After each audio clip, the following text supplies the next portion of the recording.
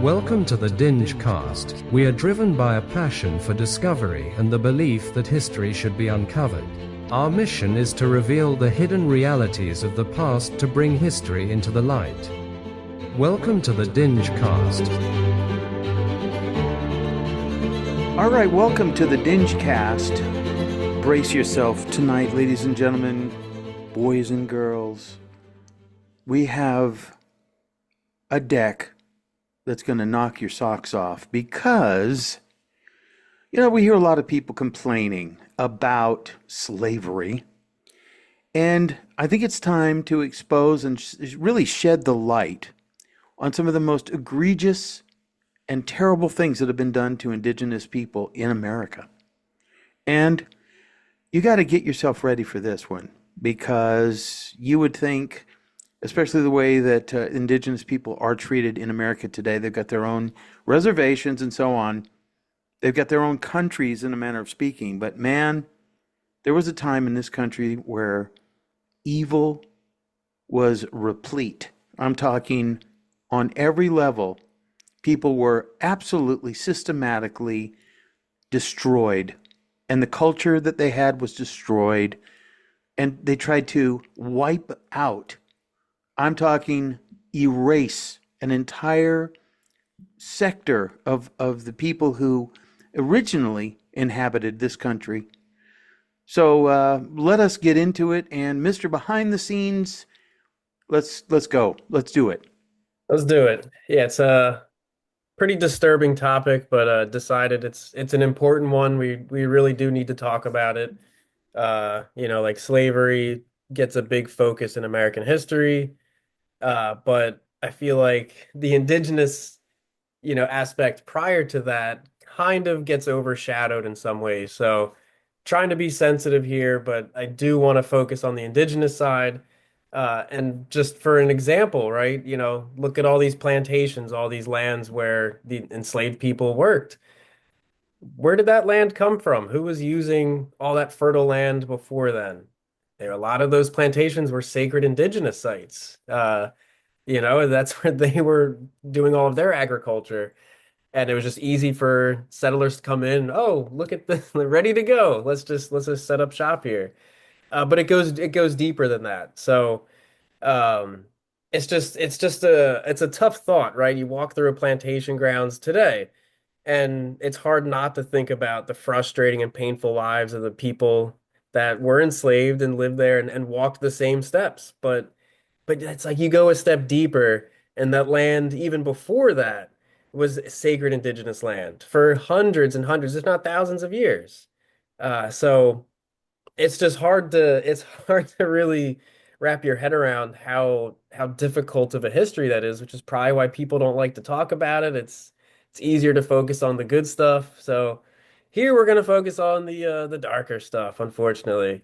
Because it's like, oh well, we named some towns and rivers and counties after the indigenous people, so we're even, right? So this Funny enough, this started from a tangent. Like I've researched this stuff for a while now, but just more recently, what prompted me, I was looking at the North Dakota Capitol building.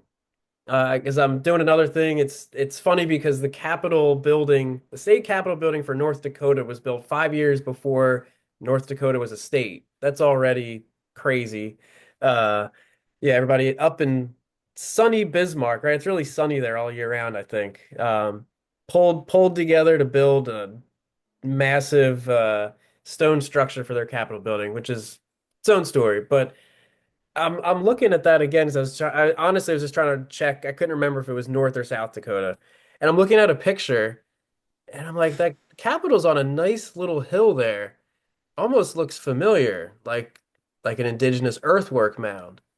And so I was like, let's just go a little bit deeper. And although that one in particular does not have definitive evidence yet that it was built on an indigenous earthwork, it could have looked like that for a number of reasons. It could have been built later, who knows? But the point is, as I looked into this, I saw that this actually is a pattern in the US, not an isolated incident, where the settlers constructed a lot of buildings on top of Native American mounds or just other culturally important sites of theirs. So this really this really paints the bigger picture here, right? Like we said, we think of westward expansion, we think of just colonialism in general, the original, the Spanish, the Dutch, the English, like the French, just what we did as with our expansion into the new land. Um, Gosh, but like you said at the beginning of the episode, David, this is like it's saying this is repurposing is not strong enough. Like you said, this is an eradication. The goal was to erase these people. Like you can picture us coming here, seeing these vast landscapes, and a lot of these, the Mississippian people, they had seemed to have declined right before a lot of settlers came here. So you got to picture us finding these, abandoned indigenous settlements in some cases and just looking at it going, level it, blow up those mounds with dynamite, take the gold and whatever good artifacts, destroy the rest, build our city right on top of that. Get rid of it, forget it was ever here. Uh, that's a pretty common pattern across the board, unfortunately. So that this term comes up a lot in my research, adaptive reuse. This last came up studying New York City, what was New Amsterdam, and I was looking at like how did the Dutch build all these cathedrals, all these things so quickly? And the answer was adaptive reuse, that in a lot of cases, they brought parts over, already completed stained glass windows, fixtures, ornate details, and just incorporated that into their buildings. Or even when the English took over, what was it, 1664? They repurposed some of those Dutch buildings to be more British, using the same methods. So adaptive reuse comes up a lot, but in this case, it's uh, it's that layered history, right? Just building structures on top of other structures, replacing uh, the culture that used to be there with your own, really just trying to rewrite history essentially. Yeah. So, Yeah, unfortunately, too. I mean, this picture that we're looking at with the adaptive reuse and the picture of the three, the two males and the female, we don't know whether or not these people were actually royalty. I mean, each culture has its hierarchy.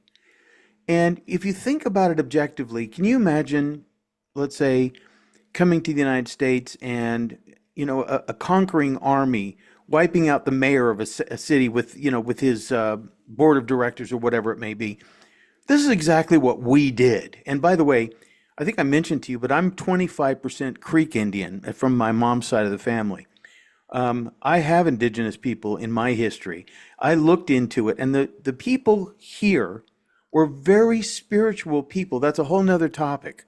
yeah. But the so-called loving religious types were probably at the front of the line to take a whack at these some often beautiful people with an absolutely amazing, many amazing different variations of Indian American indigenous cultures that were thousands of years old, just mowing them down like weeds. Yeah. Sickening. And just acting like there was nothing, special there, that their culture was so primitive that, Yes. well, there's nothing of significance here. And Mm-mm. that's what's crazy, where you wonder, I mean, there was plenty of reasons why they wanted to eradicate them, but what's interesting to me is when you look at indigenous history, it's very insightful. It's almost more insightful from a lot of these other cultures that we do have better evidence of. We talk about the old cataclysms from the past. Well, the natives, and I'm not just talking about one tribe. I mean, this is across the board, Western US, Eastern. They talk about multiple cataclysms. Their history goes back a lot further. I mean, we're in the fourth or fifth world in a lot of their legends now. So it's like the information that we should be learning comes from their history, the same history that we worked so hard to replace, with our own. Right. So it's a really tough pill to swallow. And it goes both ways. I mean, I was just reading about DeLuna's expeditions into Florida, up through Alabama towards Louisiana. This is in the 1600s, and they did encounter tribes that were friendly. a lot of them were willing to trade. One of them, I'm trying to remember, I think it was in Georgia. The tribe knew that they were screwed. They're like, we're outnumbered by the Spanish. They're gonna take all of our stuff. And the leader made a very smart deal because he said, you know who we're just a small community. You know who you really want to go after? These guys up north. They've got everything, and it was their Right. enemy. So Yeah. they teamed up with the Spanish and attacked together. And I Yep. mean, if those are the only cards you're dealt, I guess that's your best hand to play. Yeah. Yeah. And on the royalty thing, last one more point on that that's interesting. RealDinge.com just published a blog on the Lady of Coffee to Chequi, which is an interesting one because the Spanish arrive and they're like, "Oh, where's the king? Where's the chief?" And it was a female. And they're like, so a lot of these indigenous tribes had female leaders. That's in terms of, important governance decisions. Look at the Iroquois Confederacy up north. Basically encompassing 5 states. There were, the male chiefs, but it was basically the highest level power you could have was the female role, the Mm. queen, whatever you want to call her, and she kind of had the final say in a lot of these big negotiations. But the interesting thing was, why female leaders? One of the darker reasons is that in terms of royal lineage, it was easier to tell who the mother was than it was the father. And that's just, hey, Yeah. that makes sense. Yeah, and it's the same too. Just because my father was a Sephardic Jew, if they could identify my grandmother, then they would know what my lineage is. It doesn't go through the father anymore; it goes through the mother. Yeah. So apparently they were onto something way before any of us had it figured out. Yep. So I'm just gonna run through a few examples. We'll put a bunch of pictures up just to show there's plenty of these. I only picked a few. You can go in deeper in the research and you'll find that there's plenty of these. But Indian Camp Plantation, Louisiana. Indian Camp, good name, good name. And then like you kind of mentioned the Jesuit plantations, right? So there's a bunch of these in Maryland. Mm. There was this pattern of, religious missions, and it was kind of intertwined with plantations, kind of just overlapped with how these territories were taken. Mm. I got one more story for you from DeLuna. Maybe I'll have more, but there was one story. I can't remember the priest's name because he was a character in all these because he's riding with these like army missionary guys starving, going through the awful swamplands and everything. And the one beach that they landed on, uh, I think it was off the coast of Florida, it was maybe Georgia. He goes and he puts a big cross in the sand, and all the natives are watching him. And he's like, yeah, here's, the natives thought about it. They walked up and they bashed his head in. So I mean, some people weren't so well, they're like, we've seen that symbol before and we know what's coming. We're just Yeah. gonna nip this one before it gets anywhere. So Yep. Yep. it's a complicated history, right? The natives were protecting themselves in a lot of these situations. Like, imagine if somebody just showed up on your land, you're gonna fight. Uh, but then, the spin on it was like they attacked first and we were just coming to share the good word. And Oh yeah. so the story gets distorted, but you can kind of make up your own mind for what the truth is there for what really transpired. Yeah. I'm just gonna keep running through. We're talking about Florida. The Timucuan people. This was another plantation. The Mount Oswald plantation is really the name of it. Cherokee Nation plantations in Oklahoma. So if you know your history, Oklahoma, it's a grid. It's like that for a reason. Basically, the Trail of Tears. That's where we sent everybody. We're gonna take you off your sacred lands, your ancestral lands, but you get a little plot in Oklahoma somewhere. So just go ahead and march for months. You'll eventually get there. And Mm. then eventually we took the plots of land we gave them in Oklahoma too. Mm-hmm. I don't have to get deep into it. There's a really good Johnny Harris video that covers this. All you're probably looking at on the screen now. So check that out if you want to learn more about that. But just awful to see, even the land that this is my point. The land that we sent the natives to down the Trail of Tears, which is one of the things that they do teach kids.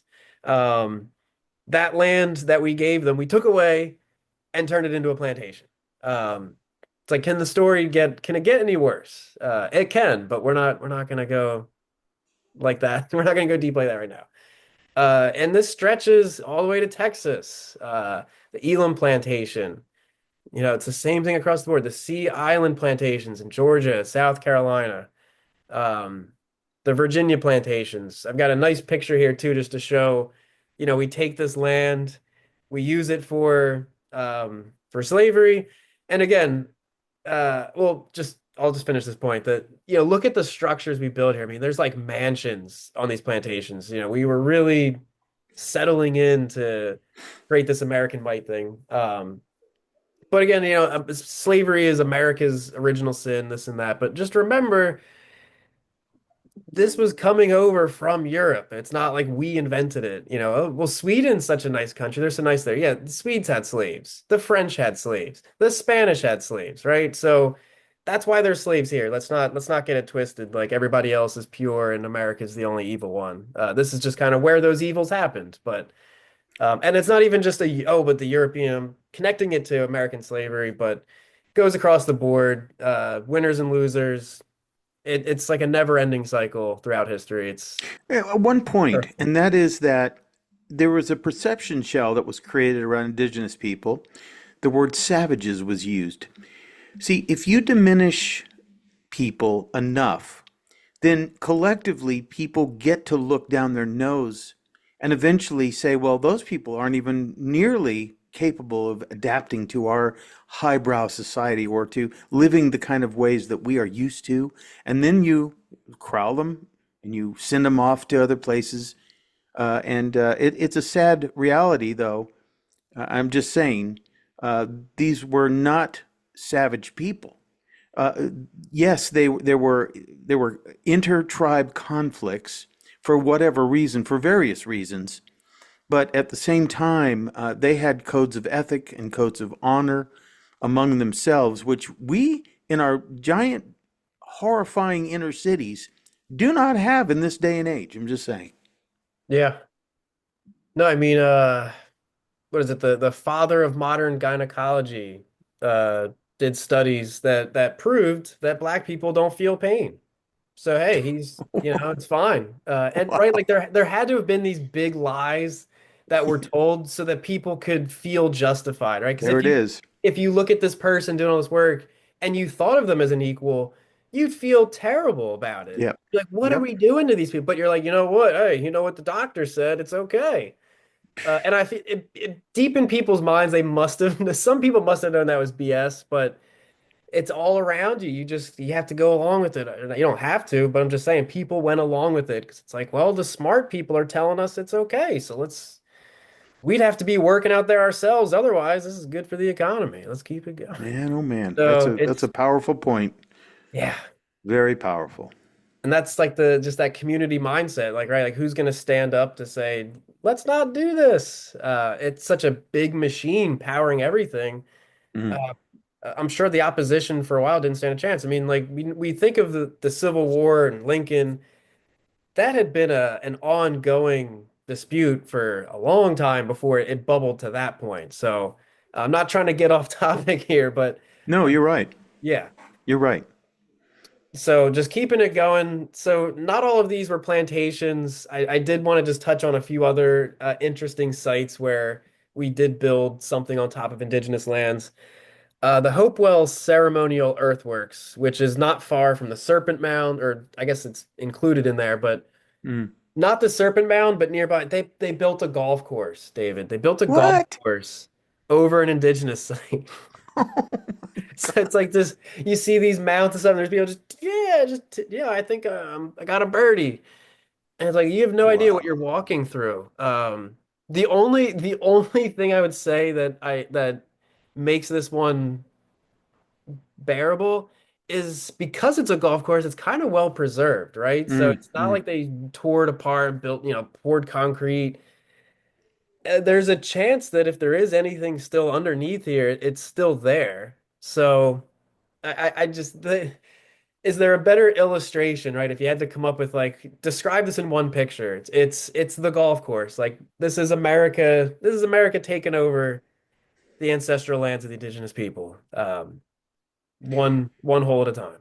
Well, I want to just make a point about capitalism.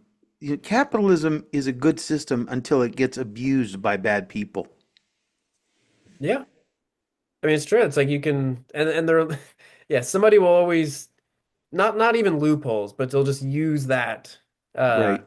you know, nobody follows the honor system, at least not in that world. Hmm. Because you'll lose. We're here to win. Uh, Yep. but yeah, it's just a funny thought that who even proposed that in the first place. But again, it wasn't insensitive. It was like it's just a park. It's just a couple bumps and hills. I think at one point before it was a golf course, it was used as fairgrounds. And if I'm not mistaken, I mean this is still an ongoing legal battle. Maybe I'm thinking of another site, but there was a golf course that I think they did win and they did shut it down. I don't know the status of that now. But a lot of these do have ongoing disputes. It's not settled. So yeah, this is just a bigger pattern, right? It's not I'm not trying to say that everything was connected to plantations. It's just this broader pattern of these people all losing their lands. Because how could that not be the case, right? It's this land wasn't empty when we got here. So it's important to think, well, what was here before that? And there's a few sites that we regard as being special, but it's everywhere, man. It's everywhere. Yeah. So there are efforts to do more. It's not like, oh my gosh, I'm the first person to do this. No, I mean, I'm just covering what a lot of other people have already talked about, but I'm hoping that raising awareness of this helps to keep that interest in these organizations, the people that are actually doing that work to try to locate these sites, preserve what they can, and just either find more, bring awareness, just show respect to these people, anything that we can do. It's Well, complicated. we do have groups of people who not only disrespect but actually hate the value of historical sites and current sites that represent that sort of thin blue line between chaos and order. And we saw it a few years ago where people were trying to burn down federal courthouses and things of that nature. So seriously, I mean, we have to look at trying to preserve every possible aspect of culture that we can, from ancient to current. They tore down a whole bunch of war memorials. They tore down statues of people that were historically significant. Um, and I just think that this, in New Zealand, for example, I've been there. I was a guest of the people that made the Lord of the Rings movies, and they took me to their museum. And the Maori culture is deeply integrated into the social systems and the cultural life of the New Zealanders. They didn't just throw them out or diminish them. They made them a very integrated part of everyday life in New Zealand. And this is what we need to do. We need to go back and look at who and where we came from. And we're not just the replacements. We're the people who are here as stewards of this world that was created before we got here, is what I wanted to say anyway. I love it. No, I mean it's true. I'm not super optimistic we'll get there Mm, anytime soon, but I would love to see some kind of mission in place to get us there eventually. yeah. What's crazy too, just as a side note, I was just reading the other I don't know a couple months ago the Pawnee in Nebraska. It was the Battle of Blue Water. It's a crazy story.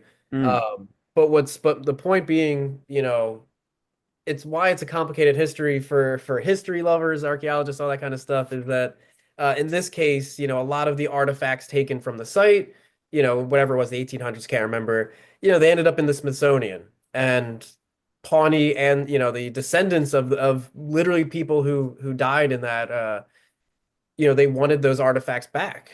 mm, And that's understandable. They're like, that's my great grandmother's doll. And you got it mm, in this glass. That belongs to me and my family. The thing is, once they got all that stuff back, their ceremonial practice is to burn all of it to set it free. mm. And it's like that's their culture. That's what they do. But for us, we're kind of like, oh, don't you want to hang on to it so future people can look at it? They're like, no, the whole point was we took it back so we could set it free. It was trapped when you guys Mm, had it.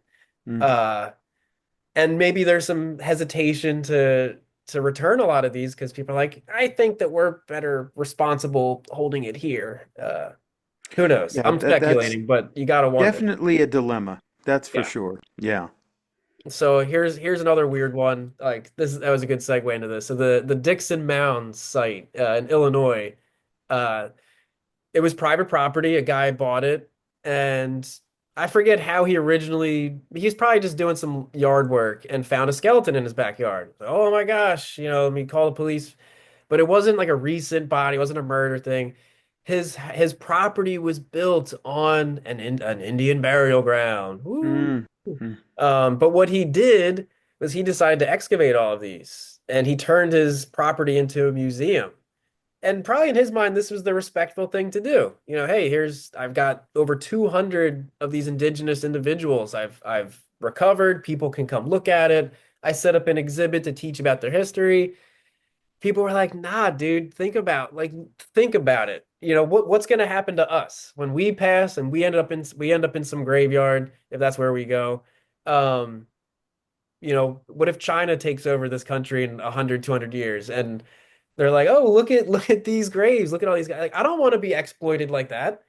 So put yourself in their shoes. You're like, well, it's history, it's this and that. If it was your family, you'd feel different, I'm sure. yeah. Uh, I listen, I yeah. lost both my parents going on 4 years ago, and I had to fight not for them not to be cremated. I fought the rest of my family and had them buried properly because this is the history of our family. My dad came here from England on the Queen Mary. Oh. I don't want him. I don't want his ashes. I want a place where I can go pay my respects. You know what I mean? I do. Yeah. And obviously these people felt the same way. Oh In yeah. some cases, Oh yeah. That's why So they call it sacred. yes, it used to mean something. Yes, it did. Yeah. And that's my whole point. Just if you really put yourself in their shoes, if the roles were reversed, Yeah. then how does it make you feel? And then of course, there had to be one of these in here, the Wind Creek Casino in Alabama. But this one's interesting to me. And again, I tried to put a little bit of Creek in here for you. So Mm. I'm gonna get some of the details wrong, but it's built on the Hickory ground. It's like a sacred site of the Muskogee people. But what I'm trying to remember the details. Actually, I can pull it up real quick. 'Cause I wrote this down. Okay. Um, This is one I haven't heard, so this is good. so it's the so what we've got is I'm trying to make sure I don't get the two. Okay, so I'm sorry, but the Creek are maybe on the wrong side on this one, but it doesn't matter. But so the Porch Band of Creek Indians, it's a federally recognized tribe in Alabama. Mm-hmm. They acquired this land, the um the Hickory Ground land, and they legally obtained this, got the development rights, and they built a casino here. The problem is the Muskogee Nation is not part of this Creek Indians group, and they're like, that's our land. So we've got a land Mm. dispute between two nations. One, I guess you could say, being like the more modern, federally recognized Mm. organization, and then the people who are maybe not so, they don't have all Right. their paperwork together. They're like, that's actually our land. So and this is this was going on just a few months ago. It was like the 11th U.S. Circuit Court of Appeals. It's still unresolved. So this has been a legal battle for, I don't know, 20 years or something. And it's still, they're like, we're not giving up. And just something to think about. It's not like Native American land. As long as it belongs to some indigenous tribe, we're good. No, it's not even that simple. Mm. There are real owners here. And then I love this one, the Sugarloaf Mound in St. Louis, Missouri.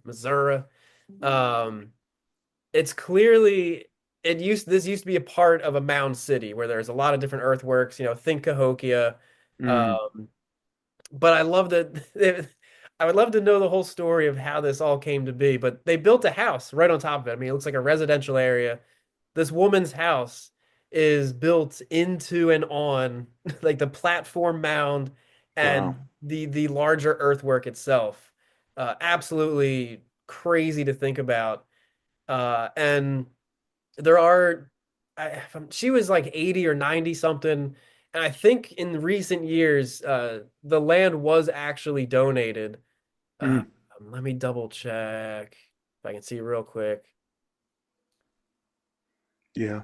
I know No, the city acknowledged it, and I think that she's 86, or at least the last that I checked on that, and she is agreeing to give the land back to the to that that's kind of a good organization. ending to a bad story, but the idea that we're looking only at about 75, 80, 100 years ago when there was no thought given to, oh, this is a sacred burial ground or, some kind of sacred ground for a group of people.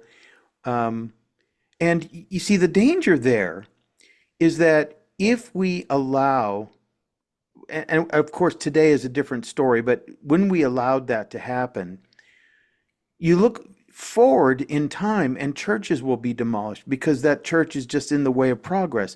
We got to be very careful. And, I'm not an overtly religious person, but I do believe in God. And I just think that we have to keep in mind that God creates all kinds of different creatures, different peoples, and each one of them have their own kind of sacred right to inhabit their homeland. You know what I'm saying? Yeah, Just a yeah. point. No, I mean, like like I'm not religious at all, but I really appreciate cathedrals, churches, Me mosques. too. Um, and anytime anything from history is destroyed, it's devastating. It is. There's layers of history in that. I mean, people can believe or not believe, but there are some tangible elements to history involved in that, and you're doing yourself a disservice to just if you're you have your feelings towards the Vatican and all of that, that's fine, but don't write it off completely. There is something to learn from it, if not the mythology itself or whatever, however you want to describe it. That's right. Uh, so let me get through a couple more because this one's always funny to me. The National Mall in DC. We've got Mm, the National Museum of the American Indian. We built it. We built a wonderful, right. wonderful thing for them. On top of their, you know what they would really like? They'd like their land. They don't need a museum that used to belong to somebody. Mm, So it was, it was really hard to find specifics on DC. I figured that'd be a great one just because it's like, Captain John Smith, Pocahontas. It's like right in mm, that yeah. territory. A lot of activity, but really tying down a specific, like one tribe or one important structure. Like the Nakachang people were there, so I guess that's the easiest one to attribute it to. So my story that I was able to find on that was Captain John Smith did acknowledge them being in that DC area in 1608. But then by 1663, that land was sold or whatever, or purchased by Thomas Dent, and that was kind of the end of that. That indigenous tribe, the usual story: measles, cholera, smallpox decimated them. Mm, And then only 5 years later, so 1668, the surviving members relocated to Theodore Roosevelt Island. mm. And I don't know. There's probably some people maybe survived, and there's some descendants there, but very interesting, quick timeline of like DC, the whole DC area is basically indigenous land, and then just like scoop, scoop, scoop, we bought it up. They get this little island, and they're gone. Yeah. Uh, Super sad. and DC is not the only one. So building state capitals on indigenous ancestral lands, like I said towards the beginning of this, is kind of a pattern. We've got the California state capitol in Sacramento, built in like the 1860s into the 1870s. Um, that was tribal ancestral land. The Oklahoma state capitol, another one. Uh, I can just keep going. But the point is, okay, like we can just go through examples, like you get the point. Let's tie this off on the whole history being wiped out thing. So it's one thing, you take their land, you take this and that. But then there's the generational aspect of your language and your history. You can take our property, but like you said, like who needs bars when your mind is a prison? That And is true. I'm making That's a it. leap to get from that point to here, but the point Yeah. is, the last thing to take from them was their heritage. Yeah. So with adjusted for inflation, the U.S. government invested some $22 billion in boarding schools for indigenous children. By the 1920s, I think we had over 80% of all Native children running through one of these schools. And I use the word school loosely. If any of you are familiar with what I'm talking about, these were indoctrination centers. The Oh kids yeah. were beaten, abused, Yep. they were withheld food.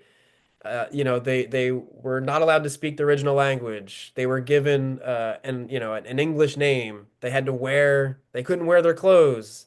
So these kids just basically were brainwashed. Any resemblance of what they used to know, you would get beaten for, or something bad would happen to you until you complied. And that was a systematic. I mean, this went on for I was gonna say 100 years, over 100 years. This started in 1819. Think about how Gee. we were busy getting to work early on that. 1819. And some of these didn't close until the 1960s. Think about that. And this is everywhere. This is Alaska, Hawaii. This isn't just this is I think it was I think it was 37 states it covered. We had different schools in. Um and there's all these estimates like, well, the U.S. Department of Interior said that 973 kids died at these schools. Really? That's a tough number to accept because I picked one school, the Carlisle Indian School, Indian Industrial School in Pennsylvania. The estimates I had was from 1879 to 1918.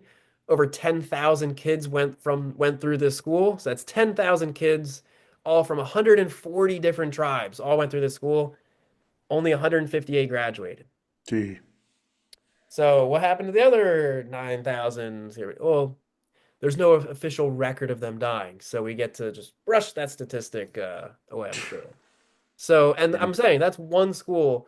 This is haunting, haunting stuff to think about. It's horrifying. Rounding up these kids and just being like, either get down with us and forget who you are, or you're not gonna make it. These Yeah. are realities. This is the stuff that happened, and like I could get into so many worse topics. Because what about the grown-ups, right? Where did we send the grown-ups? Mm. Don't even get me started. Mm. It's basically a concentration camp. Yeah. Yeah. So it's tough. It's a lot to think about.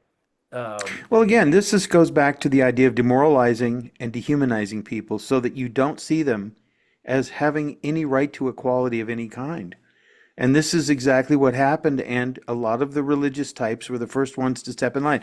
I mean, some of the information here shows that they were affiliated with religious institutions, yeah.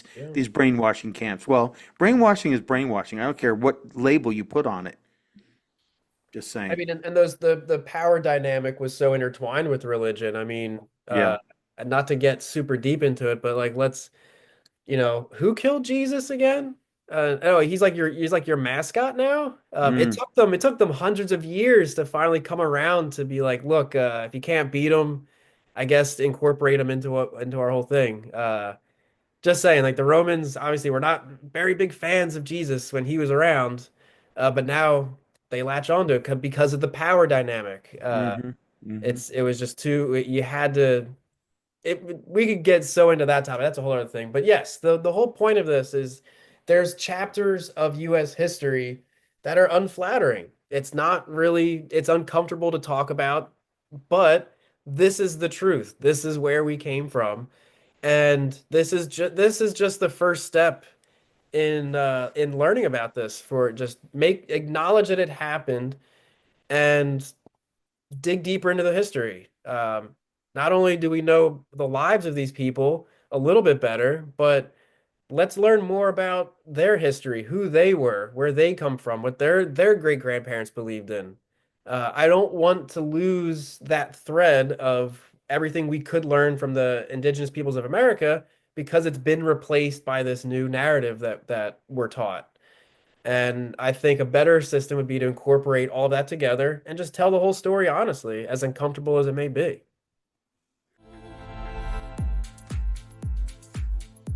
From beneath the sands of Egypt to miles under barrier ice walls of Antarctica, truth is being revealed.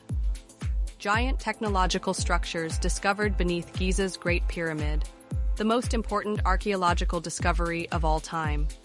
This research delves into the groundbreaking discovery of massive underground structures beneath the Great Pyramid of Giza, uncovering a hidden history that challenges mainstream archaeology.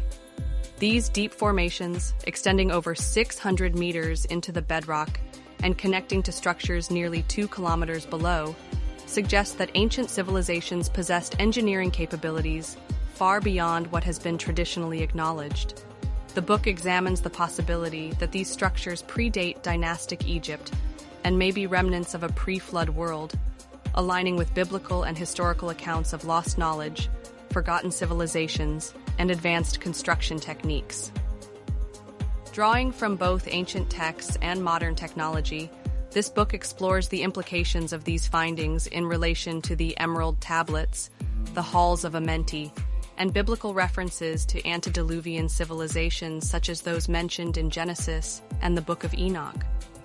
Could these subterranean structures be remnants of a lost world that was destroyed in the Great Flood?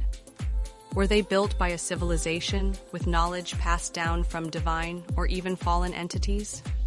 Hidden Foundations of Ancient Civilization considers the role of the Nephilim, Watchers, and other mysterious figures from ancient traditions, as well as the possibility that these underground chambers were used for spiritual, scientific, or even interdimensional purposes. You have to read Giant Technological Structures Discovered Beneath Giza's Great Pyramid, the most important archaeological discovery of all time. Available now at www.escapeyourmindsprison.com or on Amazon Kindle.